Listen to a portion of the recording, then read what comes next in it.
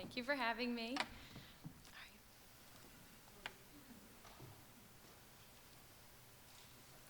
My name is Marissa Jachman, and I've been told I'm a likable person. Because when we're young, if someone liked you, they chased you around the playground. I remember being told, "Oh, honey, they're teasing you because they like you." And if they really liked you, they might be mean to you. In middle school, I remember a boy getting his pants pulled down in front of all of us by a girl who liked him. We all laughed, and he turned bright red. So it got me thinking, if we're teaching kids that liking someone means making them uncomfortable, we are teaching kids to ignore feelings and boundaries. And what does that look like when they get older? Actually, we know. A report by the AAUW showed that nearly 50% of middle schoolers have reported experiencing sexual harassment. Society has basically normalized this behavior. Now, I'm about to share something that may be hard to hear. The reason I'm talking to you about this today is because 6 years ago, my cousin Erin lost her battle to cancer at 22. In the last months of her life, she suffered from night terrors.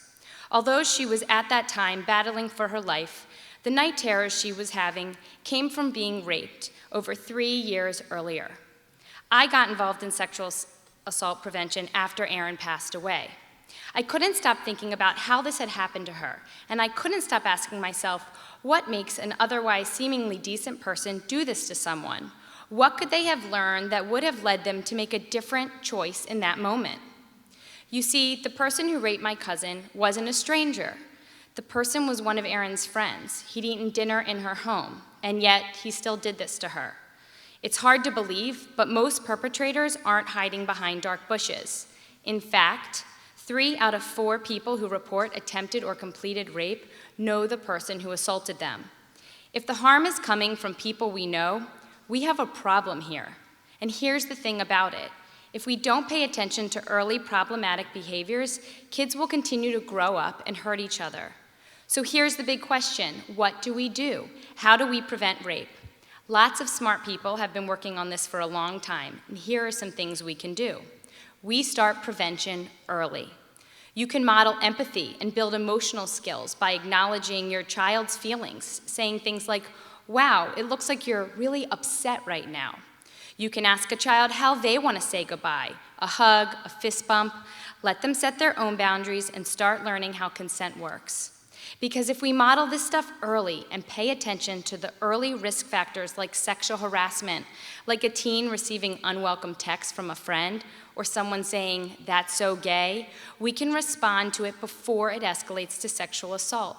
You see, kids are going to push boundaries. They're testing. Kids try things out, especially things they notice around them. It's how they learn.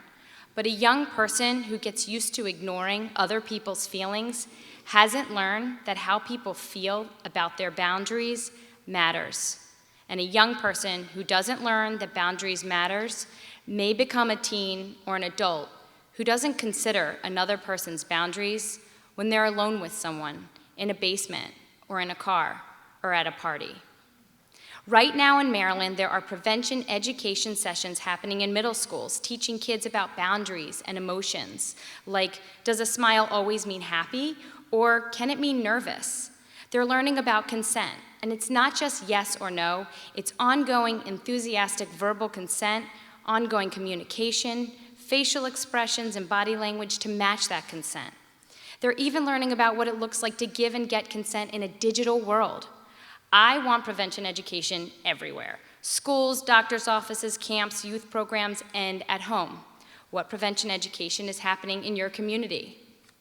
I know prevention is possible because research tells us it's possible. But how do I show people it's possible? I tell them a story. In my family, we're working on teaching my preschool-age kids that they have a say with what happens to and around their bodies. So it shouldn't have been surprising to me when, after a play date, we were saying our goodbyes and my son corrected another adult's behavior. The other family was packing up to leave, and the dad asked my son to give his daughter a hug goodbye. My son stopped. He looked at the dad, he looked at his friend, and he looked at me. "But Mommy," he said, "what does she want?" We can do this. Prevention is possible. and each of us has a role to play in it. Thank you.